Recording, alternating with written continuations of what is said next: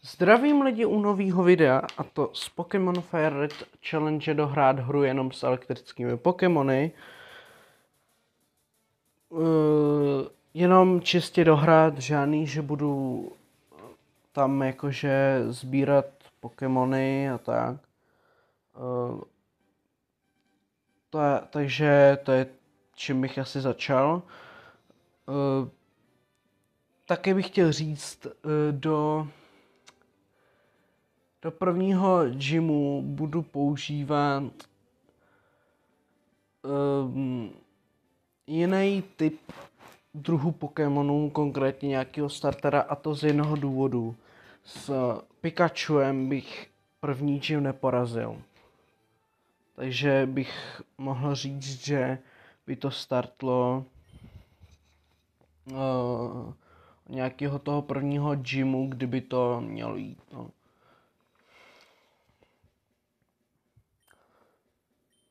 Takže jdem startnout.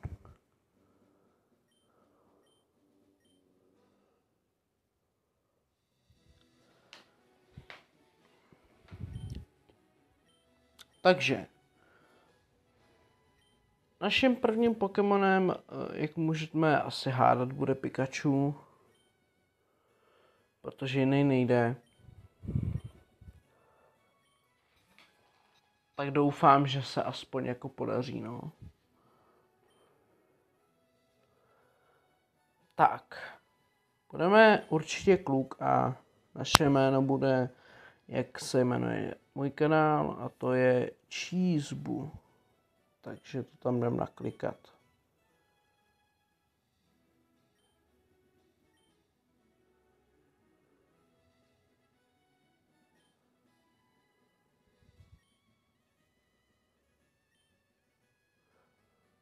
Byste se ptali, proč nevyšlo dlouho video, tak jsem na to kašlal, no.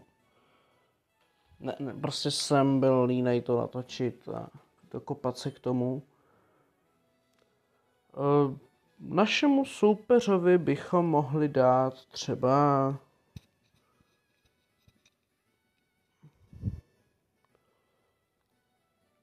Greena. Proč ne, to je takový hezký jméno, že jo?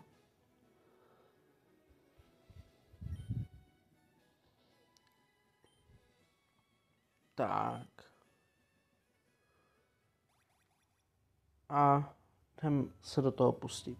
Prvním, čím začneme, je, že si tady vyzvedneme item.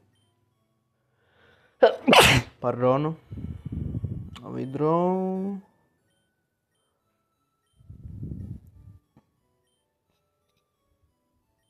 A může mít.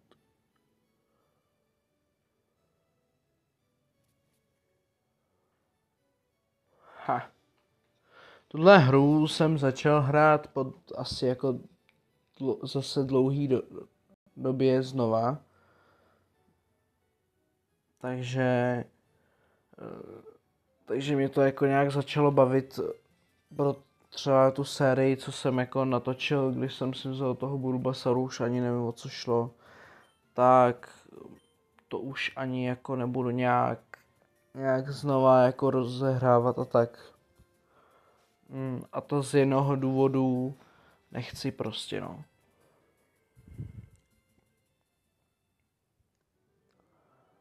Tak, no ale jaký bude náš starter? Tak vzhledem k tomu, že se potřebujeme dostat jenom do prvního gymu a potenciálně by mohl dělat problém druhý gym, teda 8. gym, tak si vezmeme Bulbasaura.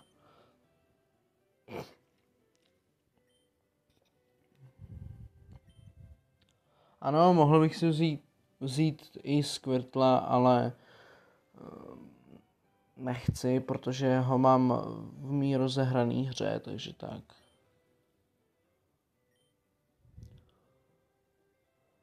Jinak pro lidi, co byste to chtěli zahrát, tak Bulbasaur je... Nebudem dávat ty jména Pokémonům. Je nejlepší starter pro tu hru, protože s ním porazíte skoro všechny gymy, krom asi 2, no. Vlastně, kdy na ty všechny gymy je buď super efektivní, nebo hodně silný. No nic, máme tu hned první souboj a to je já proti Greenovi. Kdy on bude mít Charmandra, tak uvidíme, jak se s tím popasuje.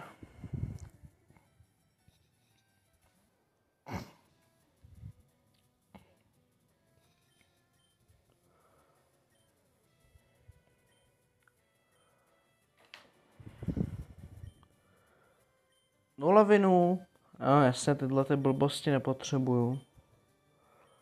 Dáme mu tackle. Auč.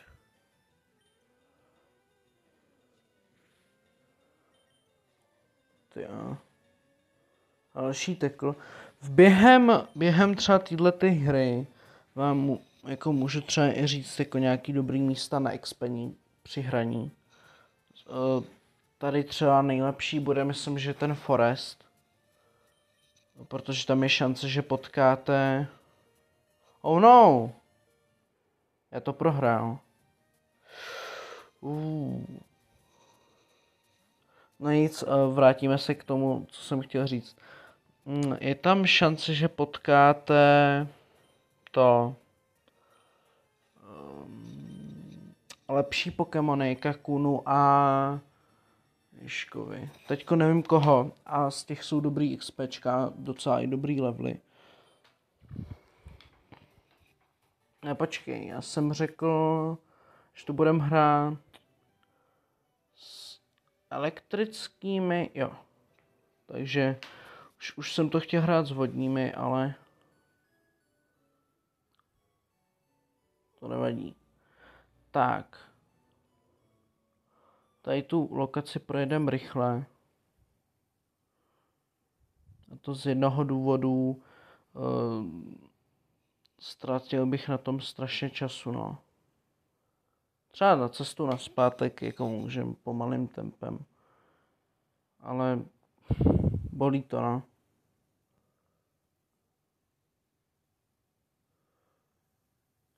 Se kouknu, jak na tom je můj Pokémon.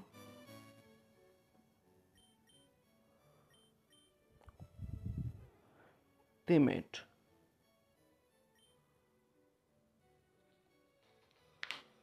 Znamená, že on bude mít hodně dobrý speciální útoky.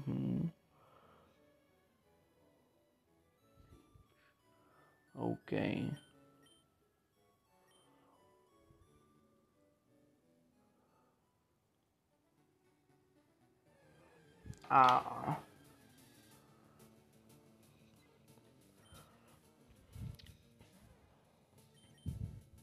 Ale jako jsme prohráli zápas, tak jsme mega v háji, no. Stát se to může.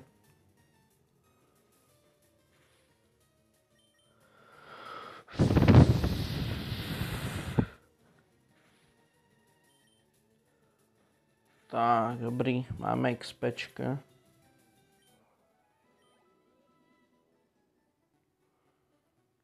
Pokud by mě jako ještě někdo sledoval, nebo měl třeba u mě zvonček, tak bych vám chtěl říct, že určitě dejte odběr, ať se můžou Pokémoni rozrůst do větší šíře.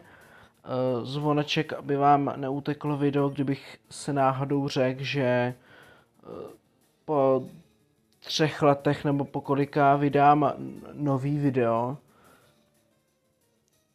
Tak asi takhle, no. Když jsem do té hry fakt zažranej, tak jich natočím i víc, jo. Když mě to nebaví, tak se s tím flákám.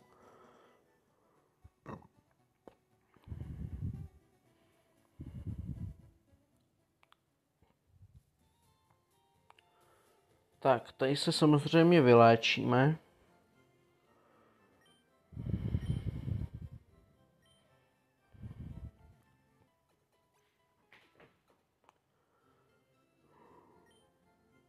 Doufám, že se mi ta challenge podaří.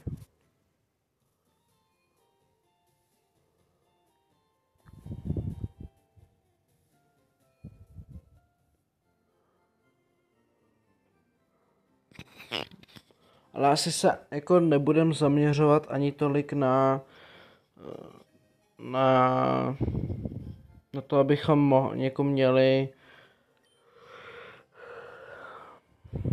měli jako nějaký to, jako Pokémony a tak, jako něco potřebujeme je vlastně 10 a vlastně ani to ne, no. To těch 10 kvůli tomu, aby právě jako byl dobrý průchod tím Rocktunnelem, no.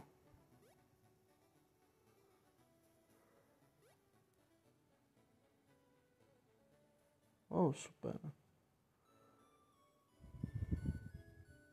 To stiším asi, no.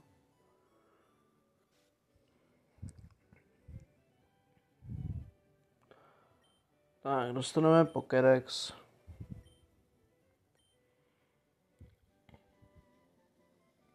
Jinak, pokud byste chtěli tuhle hru dohrát na 100%, tak by vám to zabralo strašně, ale strašně času. Protože musíte udělat průběh celou tu hru a postgame, mít celý tým na level 100, všechny Pokémony, co v té hře jdou, získat a ty mít taky na level 100. A kdybych měl dělat 150 druhů Pokémonů na level 100, no tak to úplně nevím.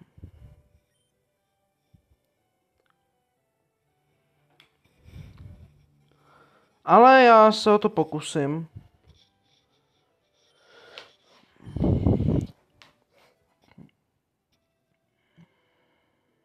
Tak.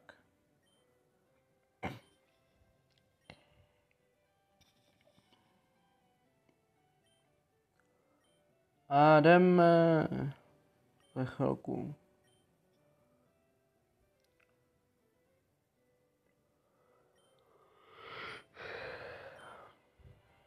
Tak, super.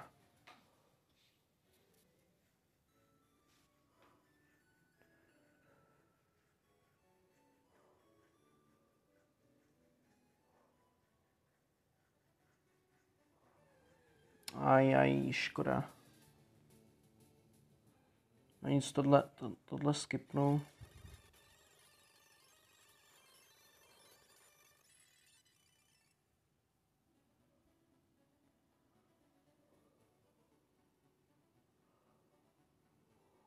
To bude bolest procházet tím forestem. Tohle taky. Protože tohle nás úplně tolik nezajímá.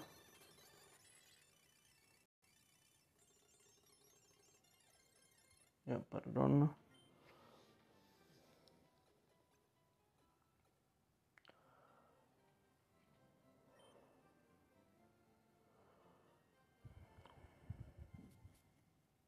Tak.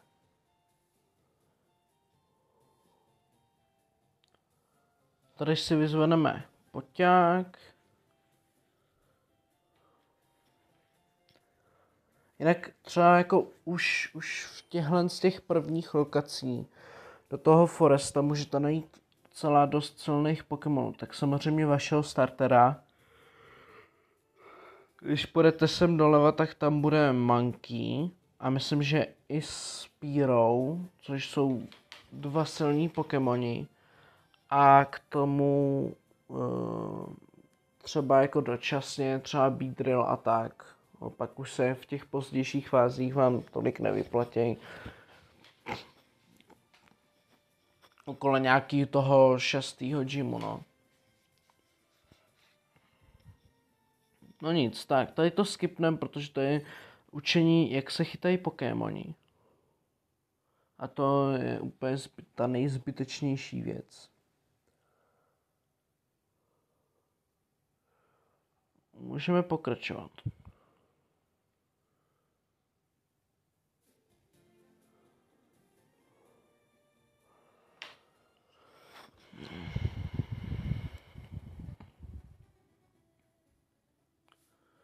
No, co se mi nelíbí je, že můj Pokémon je na level 6, takže toho trošku poexpíme aspoň na level 7.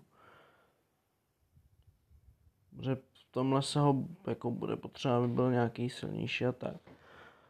Tak, Leech Seed, to je docela dobrý útok. No a my se jdem chystat chytit našeho prvního elektrického Pokémona a přitom třeba poexpit tohle toho. Takže aspoň vám tady ukážu, jak třeba dlouho potrvá, než ho najdem.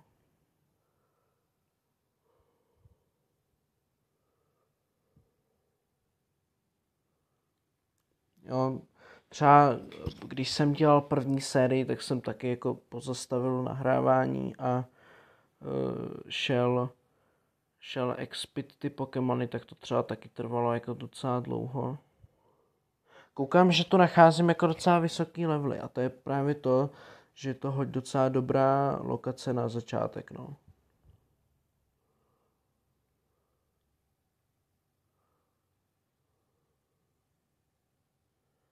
Metapod. Dívám Leech Seedy, ať se trošku poléčíme.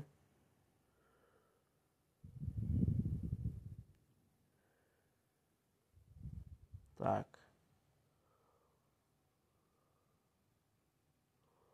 On je totiž tady jako vzácnej, ten Pikachu docela.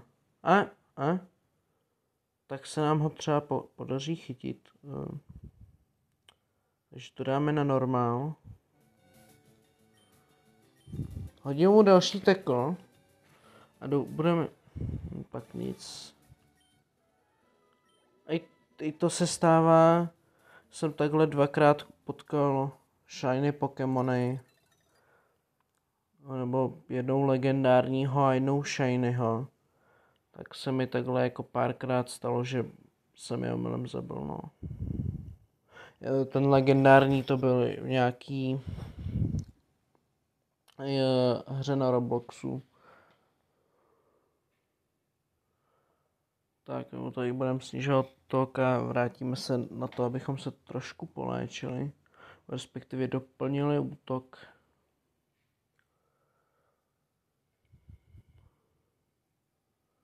No, jako teď jsme třeba mega přeexpení.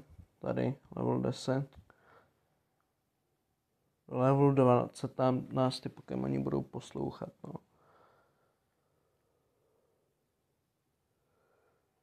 Jenomže náš cíl je samozřejmě chytit všechny elektrické Pokémony. Takže se tady nebudeme zdržovat chytáním nějaký Caterpie a tak. Samozřejmě, kdybyste to třeba hráli, tak si můžete jako sestavit tu na svých týmů a v tom vám doporučím, jako když narazíte na někoho, kdo to jako natáčí Pokémony a tak vůbec nepoužívejte ty jejich týmy a jo, protože tam jsou prostě silní Pokémoni a tolik si tu hru jako neužijete, když budete mít jedny z nejsilnějších Pokémonů jako v celé té hře. A další Pikachu. Ale tady už začnu chytat. Podaří se nám ho chytit na první Pokéball. Dozvíme se. 1, 2, 3, nice. Máme ho.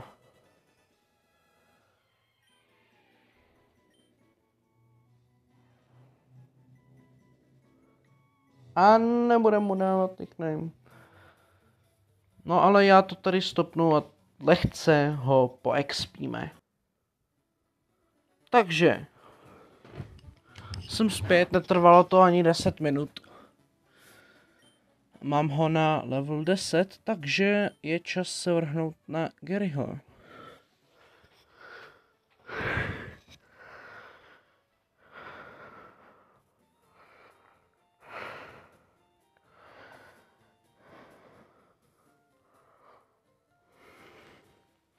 Tak já se dojdu něco dořešit, tak chvilku počkejte. Jsem zpět.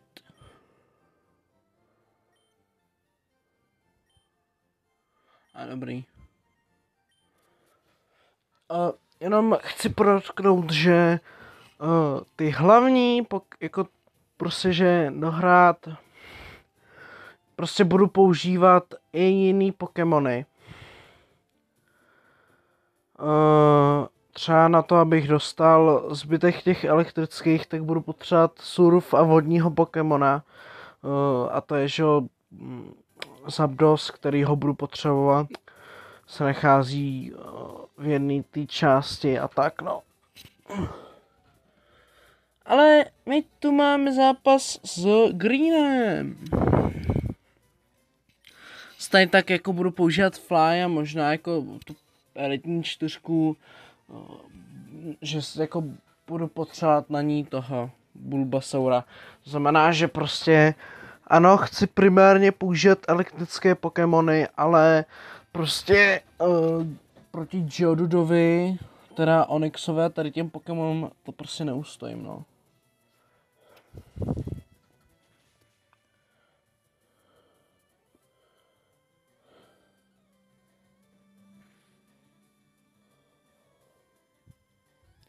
Protože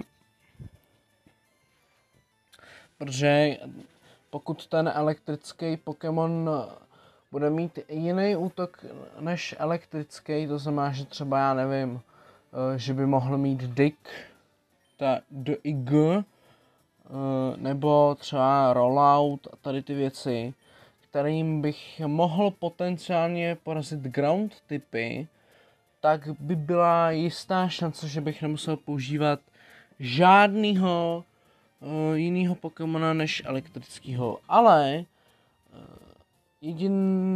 nevím, jestli to jiný ty Pokémoni dokážou.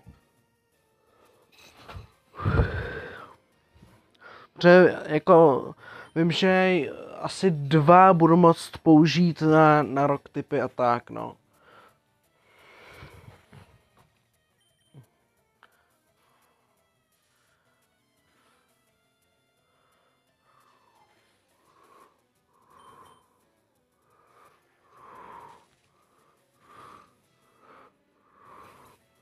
Tak. Skoro level 11.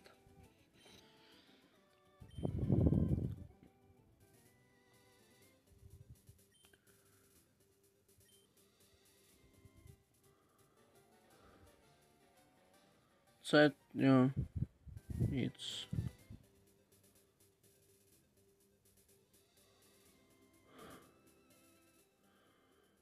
No.